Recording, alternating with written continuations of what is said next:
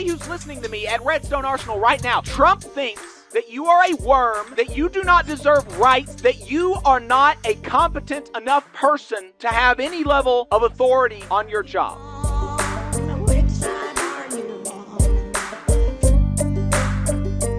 Last week, President Donald Trump issued an executive order that purports to eliminate collective bargaining rights for nearly 2/3 of federal workers and 75% of those who are currently represented by a union.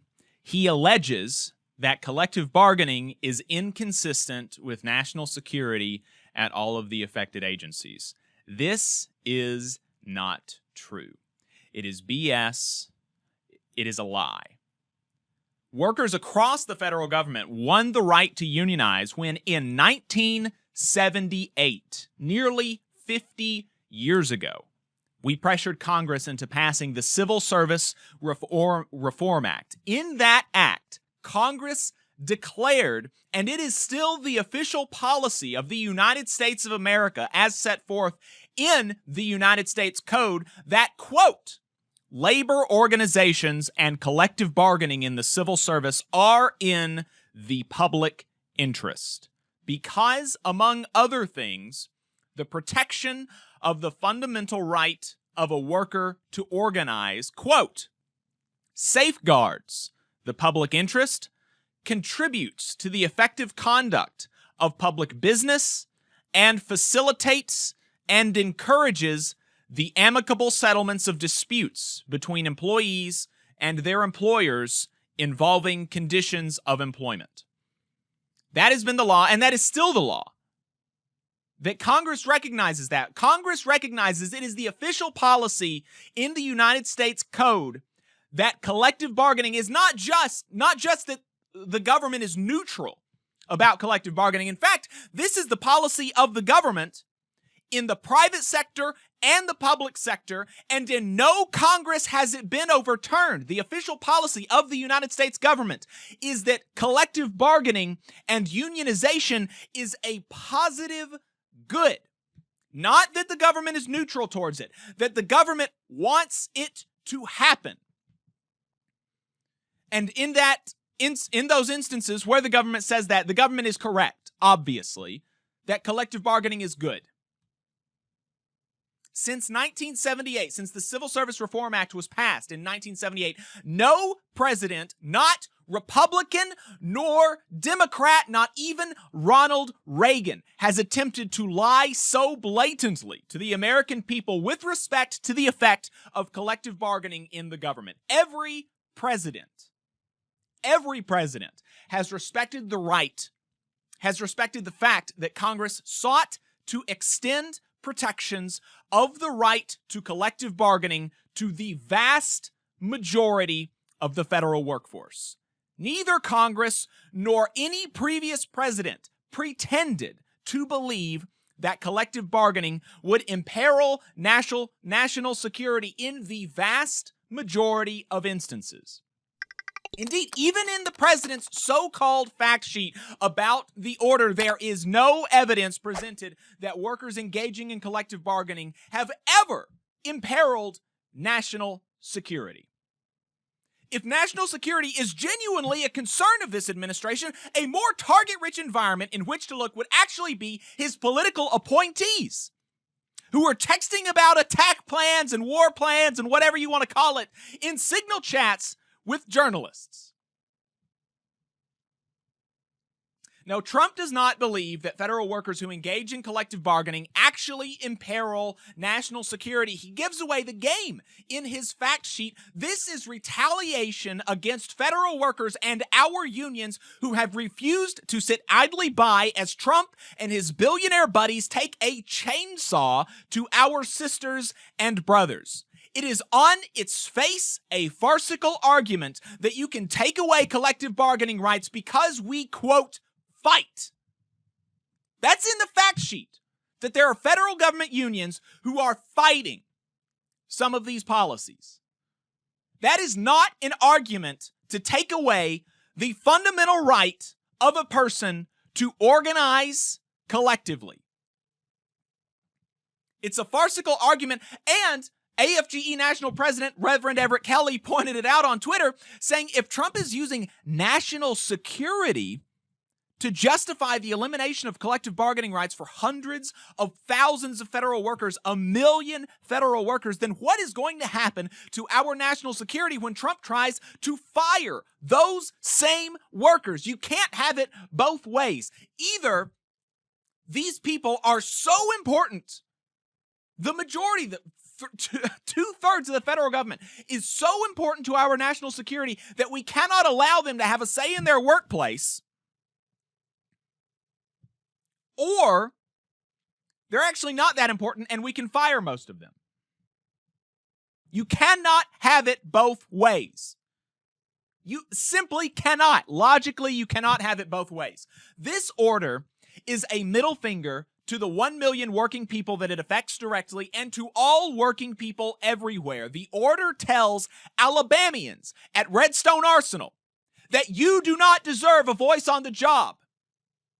It tells us that we should not speak up and defend our fellow workers. It tells us that we do not deserve due process and that our expertise on the jobs do not matter. That's what Trump thinks of you. Everybody who's listening to me at Redstone Arsenal right now, Trump thinks that you are a worm, that you do not deserve rights, that you do not deserve a say on your job, that you are not a competent enough person to have any level of authority on your job. He doesn't trust you to choose to organize or not. Hey, 5 seconds. Just wanted to say that this is only possible because of our donors. If you want to see more of this, then consider donating yourself at tvlr.fm/donate. As the president of the North Alabama Area Labor Council, I know that North Alabama's unions strongly condemn this baseless assault, and I know that North Alabama's unions encourage federal workers to join their unions to be a part of the fight against this attack on their rights. Federal workers should also join the Federal Unionists Network. You can go to savepublicservices.com to become a part of a nationwide rapid response network to respond as these attacks happen, as Trump attempts to gut the federal government and fire our sisters and brothers and attack and degrade their working conditions. I also further encourage federal workers to ensure that they are paying their dues directly to their union through electronic dues processing services rather than through paycheck deduction, because another one of the things that this order purports to do is take away the right of workers to opt in to paycheck dues deduction. And again, because of Janus, which was an absurd ruling, I think, in 2018, but because of Janus, the entire federal government is the equivalent of a right to work space. So no employee in the federal government, quote unquote, is forced to pay union dues. Every federal employee who is a member of their union and who pays dues to their union opted in to paying dues. And Trump wants to take that ability away. And so unions, I know that at least AFGE, I'm sure that IFPTE and NIFI have done the same, but I know that AFGE has set up an e-dues processing platform. So make sure you go to afge.org/join to sign up for e-dues, or reach out to your local steward, your local president, to make sure that you do that, because AFGE, as we are speaking, is preparing a legal fight on this front. Because the union believes that this is illegal. I believe that this is illegal. The law, I am less convinced about that case than I am on some of these other cases. In some of the other cases, I think the law is very clear. On this one, I do unfortunately think that the law is worded strangely, even though the intent is obvious that Congress and every previous president have agreed that the vast majority of the federal workforce ought to have the right to unionize. There is some specific language there that is concerning to me. But AFGE is preparing a legal fight on this front, and they have been doing it, and we've been covering it, and we talked to AFGE's general counsel about how they have been able to get back thousands of probationary employees their jobs back. So, you know, that costs money, obviously, as does mobilizing people to fight these kinds of things in our communities. Make sure that our Congress members know that we do not support these attacks on our jobs and the jobs of our sisters and brothers, whether we are in the federal government or not. It's important to make sure that we are part of the fight back against it, because even if you are not in the federal government, this is not going to be good for you. The absolute gutting of the Consumer Financial Protection Bureau, the gutting of the Environmental Protection Agency, the gutting of the Occupational Safety and Health Administration, the Mine Safety and Health Administration, the Wage and Hour Division of the Department of Labor, all of this is going to negatively impact working people everywhere. And so working people everywhere need to stand up and fight back. I have seen a lot of conversation and explicit mentioning of how the labor movement failed to stand up for the Patco strikers in 1981. And labor movement leaders are saying that we will not let that happen again this time. And so I think it's pretty clear exactly what that means has to be on the table. And so every worker, whether you're union or not, whether you're government or not, should be preparing for escalating action. You should be making sure that you are saving. You should be making sure that you have money in your bank account. You should make sure that you have your ducks in a row, because I'm not sure what it's going to take to get this administration to stop. This is taking away collective bargaining rights for 2/3 of the federal government, for 1 million working people. Such a broad-scale assault on union rights has never happened in my lifetime. I've seen some people say that it's the biggest attack on union rights in the country's history. I have some difficulty with that, even though the Patco strike was only 10,000 people. It was not 1 million people. It was firing them, which is a little bit worse materially than what's happened right now. But it's, in the last 30 years, it's for sure the worst thing that's happened as it relates to union rights. So it's a very scary thing, and we need to be prepared to fight back. SavePublicServices.com. The Federal Unionist Network has a mass call tomorrow. If you sign up, you should get an invitation to it. Their big thing is they're going to be training organizers. They're setting up rapid response networks so that people can be prepared in their communities. So this is going to take a lot of people. So make sure that you're doing that. If you're a federal employee, you're a member of your union, you're paying dues directly, and you're getting involved. Yeah, absolutely. I mean, and I think regardless of what sector you work in, it's not a good thing when people lose their rights, right? That impacts all workers, even if you're not in the federal government. When other working people lose their contractual rights, when they lose their legal rights, when they lose what is considered human rights. I mean, the United Nations has declared unions and collective bargaining a human right. And this is being stripped away from hundreds of thousands of workers. So I appreciate all the other unions that have been standing in solidarity with the federal workers. I'm proud that, my unions, IATSE and CWA, have already announced their statements in solidarity. President Shawn Fain with the UAW has put out a statement. But you're exactly right. It's going to take massive people power. We have to have the kind of mass mobilization that we haven't seen in generations, clearly, because this is open class warfare. Working class people are under attack from multiple directions. And it's a very troubling time, but I think it's an opportunity for all of us to get involved and to get more involved and to get more people involved.